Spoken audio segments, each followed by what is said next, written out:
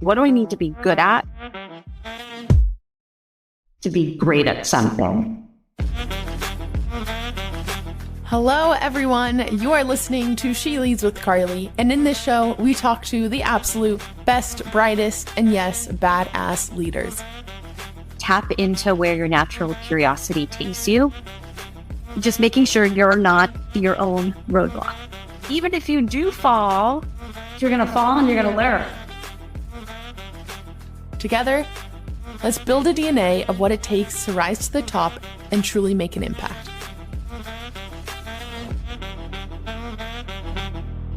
I'm your host, Carly Malatsky. Hello, everyone. I am super excited to welcome our guest today, Jenna Kerner. Jenna is the co-founder and co-CEO of Harper Wilde, the D2C direct-to-consumer brand disrupting the $16 billion intimate apparel industry with its mission to take the BS out of bra shopping. Jenna and the brand have been recognized as Forbes 30 Under 30 and the Inc. Top 100 Female Founders, as well as have been featured in Vogue, the New York Times, The Today Show, Good Morning America, and many more. Jenna received her bachelor's in biological sciences and economics from Cornell University and her MBA from the Wharton School at the University of Pennsylvania, where she met her co-founder, Jane Fisher, and together began working on bringing Harper Wilde to life. Prior to Harper Wilde, as you will soon learn, Jenna worked as a consultant at Deloitte for 4 years, as well as at digital health startups in a product management role. Her passion for healthcare and biology stemmed largely from her upbringing, coming from a family of physicians. Jenna, it is so great to have you on the podcast. Welcome. Thank you so much for having me, Carly. Glad to be here. Of course, of course. So, as you know, what I love to do, and I even mentioned it a little bit in the intro, but tell me a little bit about your upbringing. Where did you grow up? And almost, like I said, you come from a family of physicians. What does that look like? Sure. Well, I grew up in Southeast Michigan, suburbs of Detroit, and I grew up with an older sister. I'm sure that contributes to my competitive spirit. And as you mentioned, I grew up in a family of doctors. So what that looks like is both my parents, my mom's two brothers, one of their wives, her sisters, their husbands, now my cousins, and my sister got her PhD just to make sure I was the only Mrs. in my family. Wow. So really everyone. And honestly, I can actually relate to that. My dad, grandpa, uncle, my sister as well. So I can understand what that brings. I think the positives is that, when something is maybe wrong, you can always have someone to text, which is always great. But tell me a little bit, growing up, were you very much like, I will also be a doctor? I love this. This is exciting. It's a great question. I think this is where a little bit of my contrarian spirit comes into play.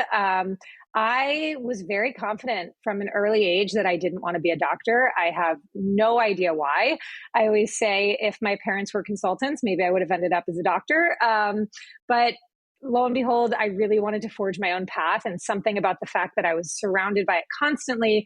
As you mentioned, I couldn't help that that's what I really loved, and it came really easily to me, probably because I was surrounded by it so much, but it wasn't where I saw myself going, and I had no idea what I wanted to do, but somehow I just knew that it wasn't being a physician. And so I really started looking at, other things that I might be interested in. When you went to Cornell, I think the most common path in terms of like when people want to become doctors, they do the pre-med track. And oftentimes those majors tend to be around biology, neurobiology, and similar to the track you did. You also did econ, so we'll get into that. But even choosing that major, how were you thinking of your career post-college, if you were?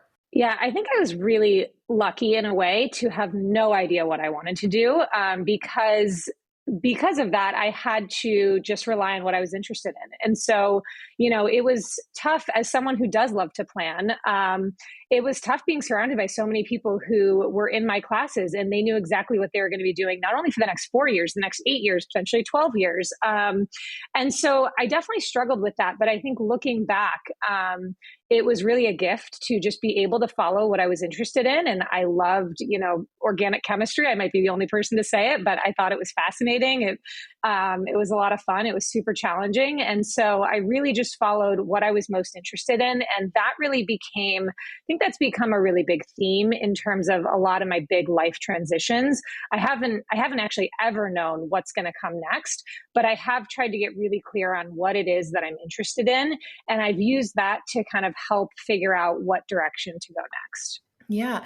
So this is really interesting to me because in a way, there's a contradiction here, right? Because on the one hand, I can tell, and I'm very similar in that love planning, love having almost some certainty about what's going to happen in the near future, even, beyond the near future. But on the other hand, there's almost that comfort, maybe now looking back, but that comfort in not knowing and being able to explore. So I'm curious, during that early stage in your career, how were you navigating that? Did you have mentors? Like, who were you leaning on to really guide your path?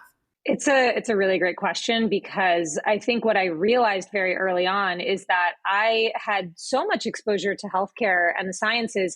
I had no exposure to really anything outside of that, including business, which somehow I had decided, that I wanted to do something in business. I had no idea what that meant. There's obviously a million different things to quote do in business. But this was something I got into my mind at, 18, 19 years old. And I learned very quickly that if I was able to put myself in situations and surround myself with people that had different experiences than me, maybe more experience in business, I could learn a ton. And so while I was at Cornell, I stumbled upon a business fraternity, and I honestly felt like I had no business, pun not intended, no business being a part of it. I was this science major. Everyone was in the business college. They were all finance majors, marketing, you name it. And here I was, studying neuroscience. But I decided to push myself out of my comfort zone, ended up joining. And that was really one of the first transformative experiences for my career. I think, one of the biggest learnings was what I mentioned, is being in these situations where I feel completely out of place and uncomfortable is the time when I learn the most. And so that was something I've taken forward. And then, you mentioned mentors. I found that I got really good at talking about what it was that I was interested in. And the more I did that, the more eventually I would find someone who was able to repackage it back to me and say, hey, have you ever considered this? And at the time it was, had you ever considered consulting? And so I started to go down that path a little bit more and found that it might be really interesting for me. Yeah. I love that you mentioned even finding the business fraternity too, because I think there's so much value, especially in the time of your life during college, to explore. Like, you have the freedom to go explore other things that, you don't have the ability to outside of that, environment of a college campus, if you will. So I think that's amazing. And then, like you said, you discovered consulting, you ended up going to Deloitte. And talk me a bit through the value of consulting, because top schools like Stanford, Cornell, I'm sure many others, it's a very common path, almost to the point where you feel pressure, like you should do it. And if you don't do consulting, it's actually, is it right?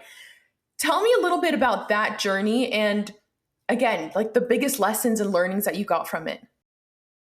Yeah, it's actually really interesting, because back when I was recruiting, actually consulting wasn't this very obvious path. Okay. Deloitte was one of the few management consulting firms that recruited at Cornell.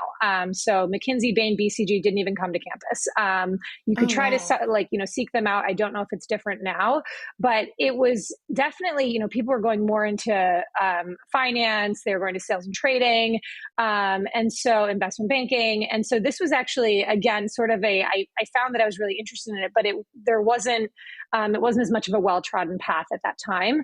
But I was really excited about it. I was fortunate that, Deloitte did come to campus, and I got really excited about, the culture, the company, and just the opportunity to get embedded in so many different organizations and learn so much so quickly.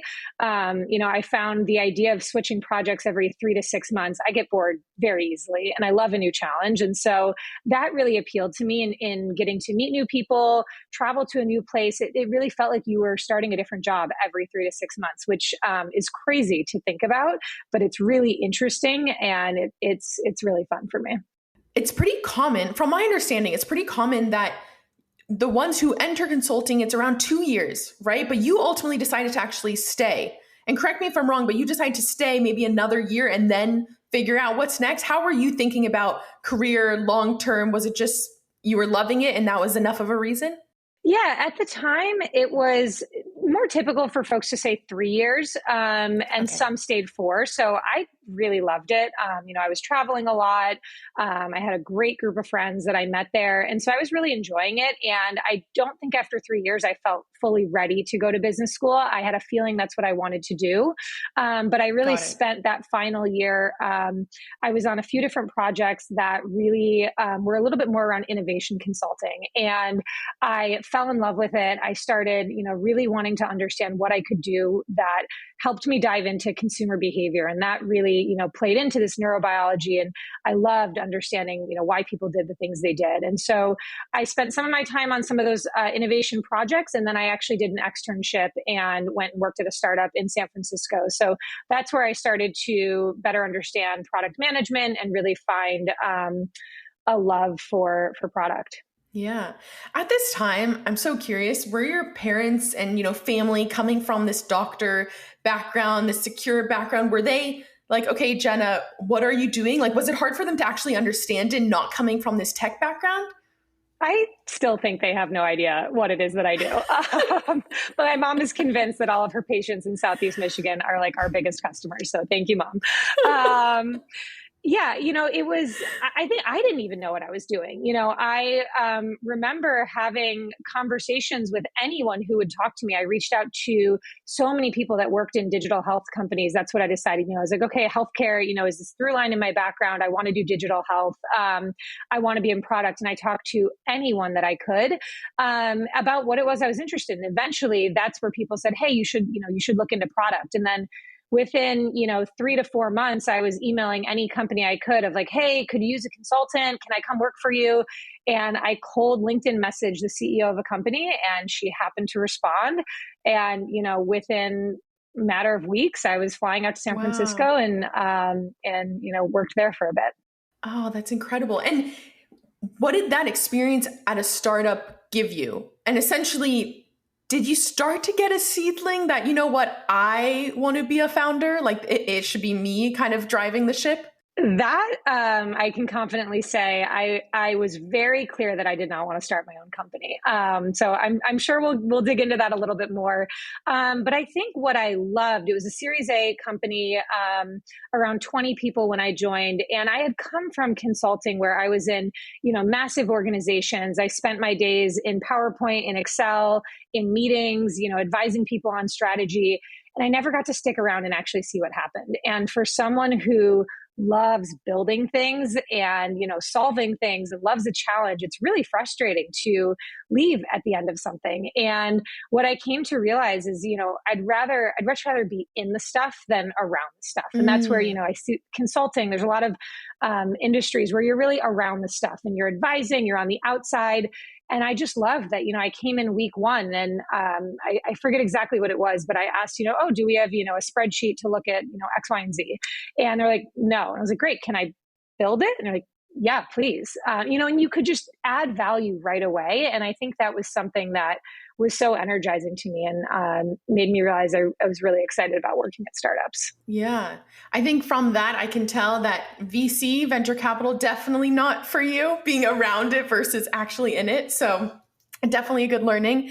And so Jenna, you go study at Wharton, you get your MBA, and I would love your advice for people who maybe are at that crossroads of, do I go to business school, around 28 years old? I don't know how old you were when you went to business school, but there's that moment where you're almost at a crossroads of, do I go? Does it make sense? What advice do you have given now that you've had that experience? I got some interesting advice before I went to business school. That was, if you don't know what you want to do coming out of business school, you'll end up in the same career that you were in before. That's good. And I'm of two minds when it comes to that. I think that in some ways there's a lot of truth. There is so much going on in those 2 years, and there's so much to take advantage of, that if you don't have direction on what it is that you want to do, it's really easy to get lost. And a lot of people just default back to what they were doing before. At the same time, I came in saying, I wanted to be a product manager in digital health, and came out as a founder, working in e-commerce and intimates. So I think it's great to have a path and to have direction, but also to have that flexibility, because it is such an incredible opportunity to learn about yourself, learn about other experiences and pathways you might not have considered. Speaking on that last point, what did you learn most about yourself in business school? I think one of my favorite learnings, it actually came at the beginning of, it began at the beginning of business school, and it has become much more salient looking back on it. But the first course that students take at Wharton is a management course with your learning team of 6 folks. And it's a week-long immersion. And so at the beginning, they, every team has to select someone to be the CEO of, the group of 6. And I knew that I had a habit of self-selecting out of things. And so in that moment, I remember thinking to myself, you should volunteer, put yourself out there. And ultimately, I didn't. I felt like there was probably someone else who could do it better, could do a better job. And it's really interesting looking back, because of the 6 of us, at least as of right now, I'm the only person that became a CEO. Wow. And so, it's something that it's taken a long time to begin to unlearn. But I think that was a really pivotal moment for me. Business school, Wharton in particular, there's grade non-disclosure. So in terms of level of risk, this is the least amount of risk that there could have possibly have been. And yet I still self-selected out. And it's clear now to me, that is a role I could have played. So that's something that has been a really important learning. And it's something that I know I've done at many points in my life, but I think now I started to prove to myself, I can do these things, and self-selecting out is the only thing that's going to keep me from it. Wow. At first, I'm so happy you told that story, because I think it is so powerful, especially for women. And I've talked about this a bunch of times actually on the podcast. And this can come up in different ways. A large way is even applying to jobs, right? Women tend to see all of these credentials that you need in order to apply, and then they don't have maybe one of them, 1 or 2, and they're like, okay, I'm not good enough for it. Versus, the guy would probably just be like, oh, I have one of them, I'm perfect. So I think there is that difference. And I'm so curious, given that lesson that you had, what advice do you have for others who may have that paralysis that you experienced as well? It's a great question, because it's so hard. Go for it. You have to actually go for it. And I think it depends on the person. For me, I actually had to prove to myself by actually becoming a CEO to then unlearn, okay, I could have done that. Hopefully, now I think moving forward, I will have a lot more confidence putting myself in those positions and really understanding I might not know how to do that, but I'll figure it out. And I think, the biggest difference was I eventually made the leap, and I tried it. And I wasn't afraid to try and to fail and to learn. So I think, hopefully more people will take from that, that you gotta go for it. And also you gain confidence even from the things you do. So hopefully it just gets easier essentially. But like you said, now that you've done it and you are in it, ideally, it's easier. So perfect segue. I want to know, how did you meet Jane, your co-founder, today? We met actually prior to starting at Wharton. We were both working in San Francisco at the time. That was there when I was working at a startup, and they had put on an event for folks to meet, and we just met one another. We clicked. We became friends and stayed in touch then over the summer and the months leading up to starting school. So that was how we first met. And then we actually were in a class together. It happened to be an entrepreneurship class. We did not work on Harper Wilde, completely different business. But what that showed us is we worked really well together. And so, as we started talking more about business ideas, we're talking about potentially starting something together. We had this experience to lean on that, we knew we worked really well together in that class. Correct me if I'm wrong, but in that original stage, there wasn't that, instant click of saying, okay, here's our idea. Let's go for it. I think Jane originally came up with that idea and almost you guys still explored in separate paths. So walk me a little bit through that process and then what ultimately, came to be Harper Wilde. Yeah. So Jane originally had the idea, there were a lot of direct consumer businesses that started out of Wharton. And, as the professors are talking about a lot of the things that led to success for these companies in terms of a massive industry where there's really high margins, there's one player that owns really high market share. And so, it started to dawn on her, hey, what about bras? There's, one main player that is still market leader today, although there are challengers really starting to take share there. Margins are really high, and I hate shopping there, everywhere. Anytime I shop, I'm trying to hide that pink bag so no one can see it. And she, really started to explore that. And when she came and told me, again, we were friends, we were just bouncing ideas off each other. It really resonated for me as a consumer.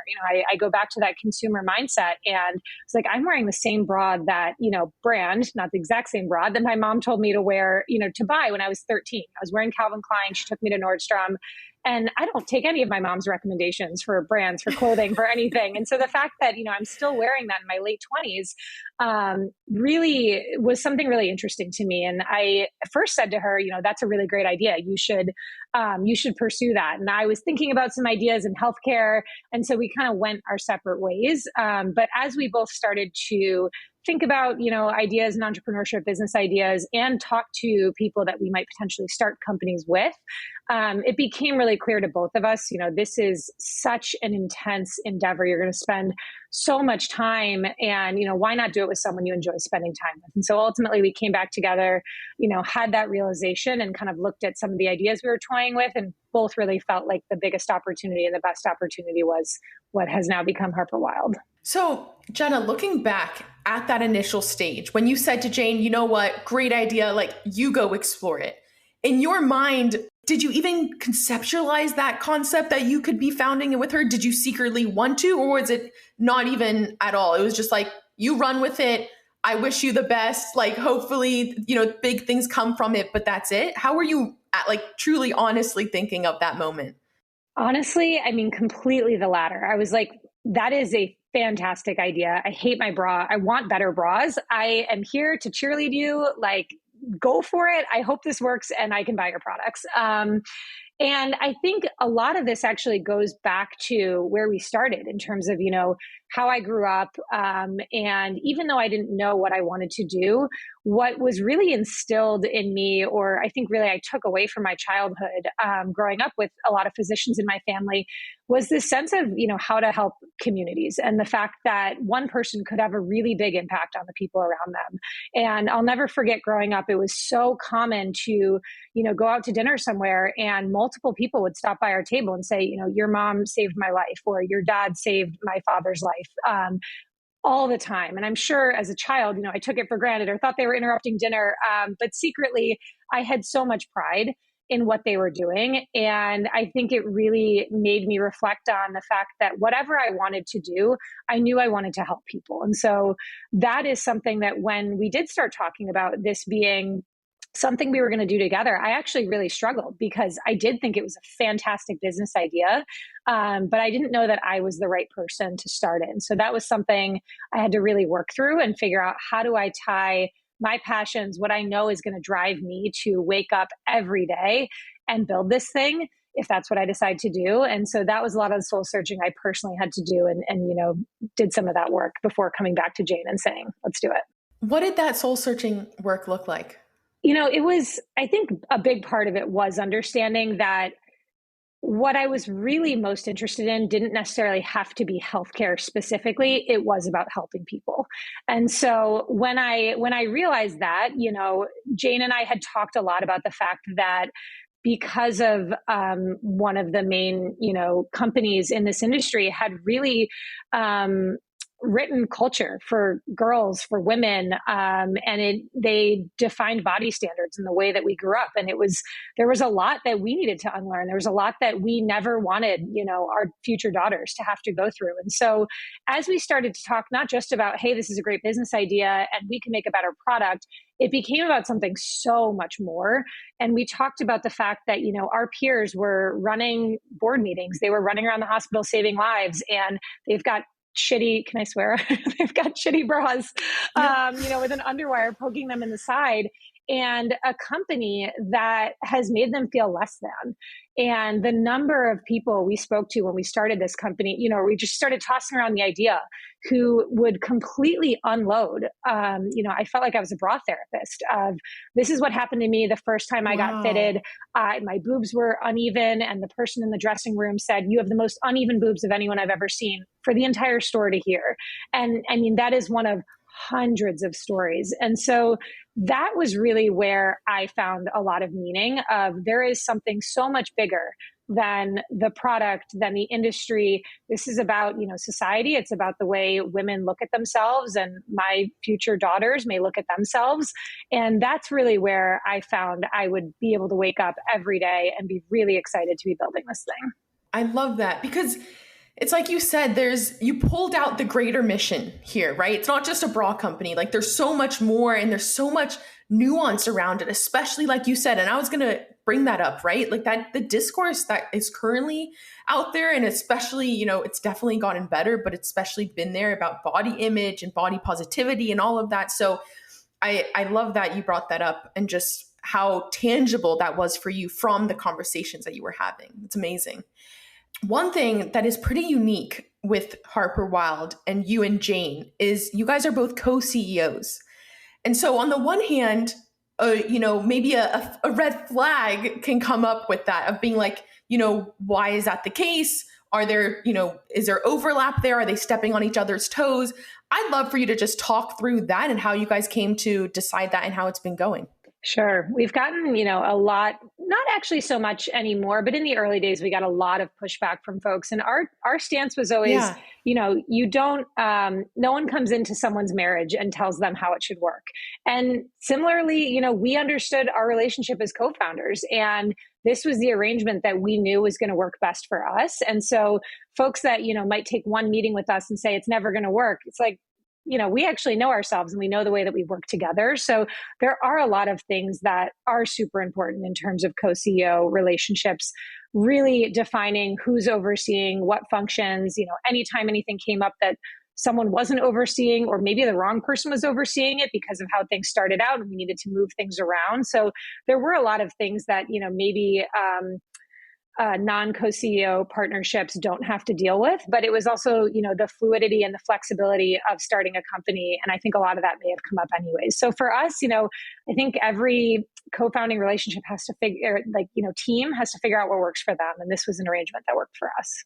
Jenna, when you think of Harper Wilde in the early days, what aspects came most unnaturally to you that you really, the learning curve was probably the highest? I would say hiring our first person. I was absolutely terrified at the idea of someone's livelihood, career, their next step relying on us. And we had paid interns for a good amount of time, folks on contract, because we just, we weren't ready to take that step. And eventually, of course, we did. And it feels so much more natural now. But that was something that I had a really, really hard time wrapping my mind around. Wow. And because of the fact that, you chose to start this, you chose, like, there was a lot of, I don't even know the word for it, but autonomy in your decision. Whereas for you, it was actually quite scary that someone else was coming in, relying on your success. Is that it? Yeah. I mean, it was it was someone else, their livelihood relied on us and this business plan, this business that we believed in and we were so excited about. But I think that was the moment that made it so incredibly real. We had raised some money, and of course there are steps like that. I remember the first $1,500 we got, and we were shocked at the time. And of course those moments, are super exciting and make it feel real. But it was really putting out our first, employment offer, full-time offer that really, it sunk in for me. And of course, a steep learning curve, you learn it quickly and then you continue to hire. But that first one was pretty scary for me. And in those early days, also, even around fundraising, did you have a lot of people, a lot of naysayers, or at least say, you know what, we already have the big guy in the market, and that's probably going to be there for many years. Don't even try. We could do a whole podcast on the things that we heard during fundraising. I had, I don't know how much of this will be visual. I had men say like bras. We had a slide that would show, what the industry standard was. That was very clear to women why that's not how women wanted to be spoken to, wearing a boa and bustier, and men would look at it and say, what's wrong with that? It's great. That's great marketing. The long answer, yeah. I mean, constantly when you're pitching to mostly men, they don't get it, and they'll say, "Oh, let me have my secretary try that out."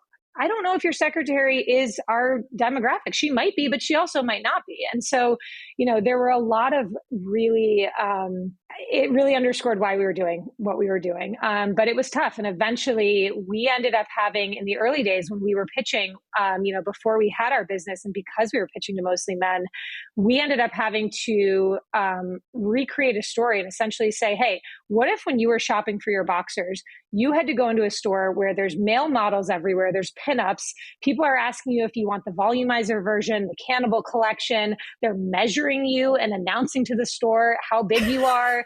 And it was then they were like, oh, is that what it's like? And so, this actually became one of our launch videos. We kind of parodied this entire experience, because for women, it's like, of course, we go through that and it's crazy.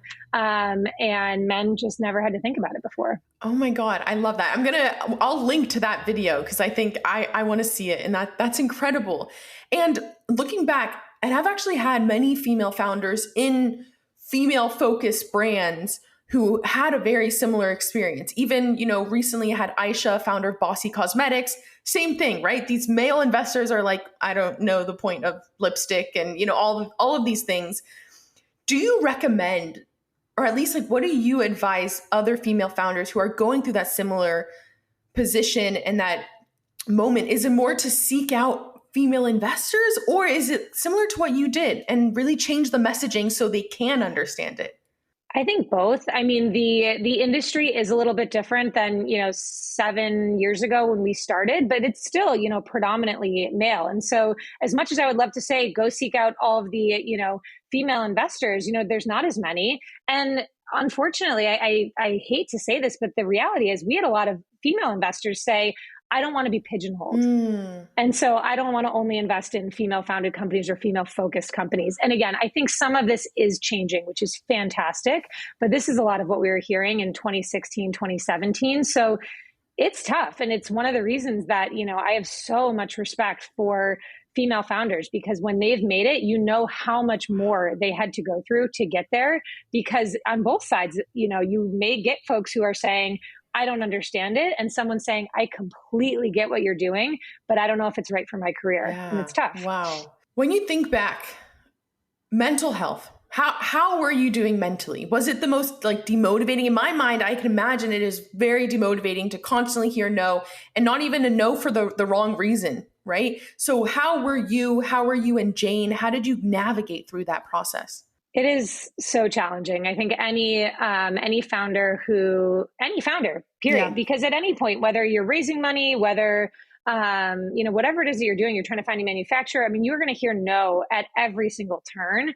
And so I think in order to start something, you have to have so much belief in what you're doing, so much conviction. Of course, there may be people along the way that you do decide to listen to, and you need to have openness, but at the same time, you need to understand what the problem is that you're solving, understand if you have product market fit. And if you do, then go for it and don't let anyone tell you no. And I think, a lot of people talk about grit and resolve and resilience, and all of those things are really true. And it's not only true the day to day, it's true when you're, running a company through COVID and through supply chain crises and the Great Resignation. And, it's been a wild several years. And I think just having that trait is so, so important, because that at the end of the day, you just have to keep going and you can't take no for an answer.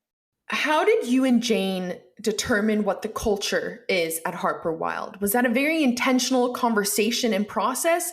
And even more so, while you scaled and grew, obviously maintaining that culture is very hard. How did you go about that?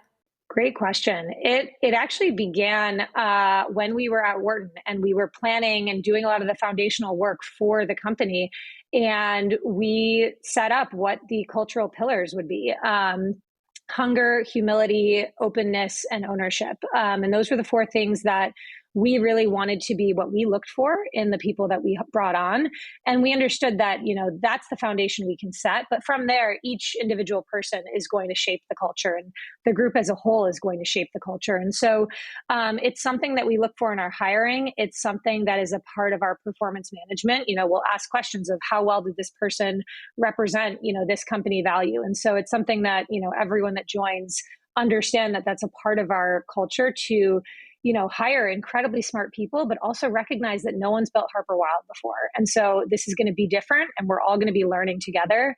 And our hope is that it's created a culture of openness, that everyone is super hungry and is pushing really hard, but is also really open to new ideas and working together. I love that. What are they again? Hunger, openness. What's the last? Humility and ownership. I really like those. And you hear a lot. I'm glad you even talked more about it, right? Because you hear a lot of companies, they have these words and values and they put them in their office and they're there, but there's a difference in actually putting it into practice.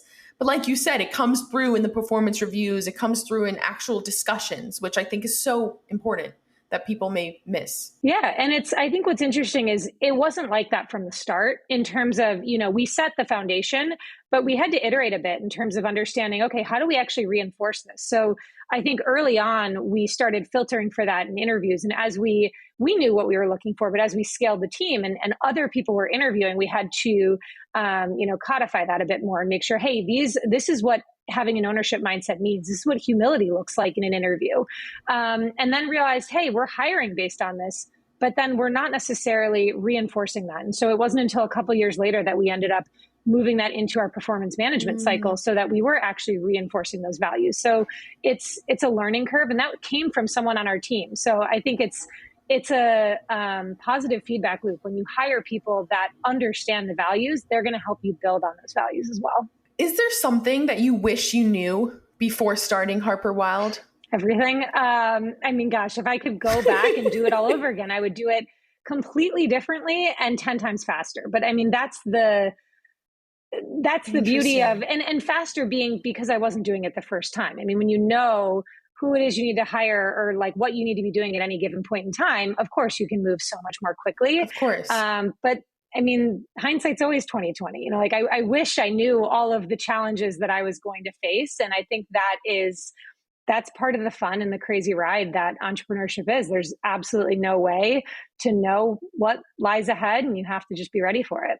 And what lesson do you take away from the fact that at one point in your life, you had so much conviction that I am not a founder and I'm not going to be a founder? And similarly, you have those strong statements. And I think that contrarianism actually comes through as a really strong entrepreneur, but that's for another time. But yeah, what goes through your mind? How do you think through that? And what lesson does that kind of teach you for, moving forward in life? It's a really good question and something I haven't really thought about before. I think the biggest thing is that I don't know myself maybe as well as I thought. I didn't think that I would ever be an entrepreneur. And it's been such a fun learning process to not only go through that, but to realize that it's something that I love. And in a lot of ways, I felt like there are, of course, things I didn't do well, but I think there are other ways that I excelled. And so I talked about it a little bit earlier, but it's unlearning that tendency to self-select out of something and say, oh, I want to be at a startup, but I don't want to be the one running it. I don't think I can do that. And so I've gotten a lot more comfortable throughout the process of entrepreneurship of saying, I don't know what lies ahead, but I'll be able to figure it out. I love that. And I think what happens so often is that society feeds us, the messaging. And it's not even just about unlearning that. It's also almost recognizing that and detracting yourself from it and just almost being that individual person and tapping into what you want to do, which you did too, right? Like at that point at business school. So that's incredible. Jenna, I'm curious, how do you define success and how has it changed for you over the last, 5 to 10 years? For me, I measure success of am I learning and am I growing? I think, how has it changed is I used to measure success. I used to compare myself to other people. It's a bad habit, but it's again, like that's what society, especially social media, things like LinkedIn, it's really hard sometimes to not compare yourself to someone else. And I think I've gotten much better over time instead of comparing myself to myself previously. And am I learning? Am I growing? And one of my favorite quotes is, if I'm not embarrassed by who I was 6 months ago, I'm not learning fast enough. And so it's something that, I'm constantly going to say, oh, I wish I had known this. I wish I had done that differently. But that's learning and that's growth. And I think that's one of the things that I'm most proud of looking back on, the last 7 years is I've learned more than I could have possibly learned doing anything else. And I think that it's a really cool and really fun thing to be able to say. What is the most significant thing you've changed your mind about in the past decade? Probably a lot of things. One that stands out, you can't work yourself out of every problem. And I think when I was in consulting and very junior in my career, I could work myself out of a lot of problems. I could just work more hours. I could work later nights. I could work weekends. Just more time, more work meant getting more done. And as I've, grown in my career and in the types of roles, I've realized that more work, more time thinking about something isn't necessarily going to solve the problem. You might not be able to solve the problem on your own. You might not have the right people around you to solve the problem, or you might just need to take a step away and turn your mind off and relax and take care of yourself. And so it was a habit that I had to unlearn from, the days when I was in New York and just working constantly, traveling constantly. And I really felt like if I just work more, I can solve what I'm working towards. And I've really had to take time to step away, focus on myself, or focus on getting the right people around who might be able to help solve something. Oh, that's a good one. It follows what you mentioned before even, right? Is the culture of comparing to others, seeing LinkedIn. In a way, if you're not doing something, you feel like you're going back, you're stepping back, you're not progressing. But I think that's excellent. And my final question, which I ask every guest on the show, is what craft are you spending a lifetime honing? How to be a better person and how to positively impact people around me. I think it's something that, again, it's so core to my internal compass and I won't always get it right. But I've found so much meaning in starting Harper Wilde and what we're able to do for our customers, in hopefully a culture that we've built for our team. And in just, one of our principles is do the right thing. And it's something that I hope I will always continue to be working on. I love that. That's incredible. Jenna, thank you so much for coming on the podcast. I absolutely loved it. I also love Harper Wilde, I must say. I have a couple of your sports bras and they're incredible. So anyway, thank you. Thank you for having me, Carly. It's been so much fun. Thank you so much for listening to the show this week. If you enjoyed, please spread the word. Tell someone about She Leads or post about it on social media and tag us. If you want to contact us, feel free to send over a message through the She Leads Instagram page at sheleads.show. If you want to follow us on Twitter, our account is at SheLeadsShow and mine is at Carly Malatsky. This episode was produced and edited by Nick Furshow. Thank you also to our partner, Floodgate. If you're passionate about startups and want to learn more about the starting journey of those who have built groundbreaking companies, I highly recommend listening to Starting Greatness with Mike Maples Jr., the founding partner of Floodgate. He has an incredible show that, in my opinion, is definitely worth your time. Thanks again.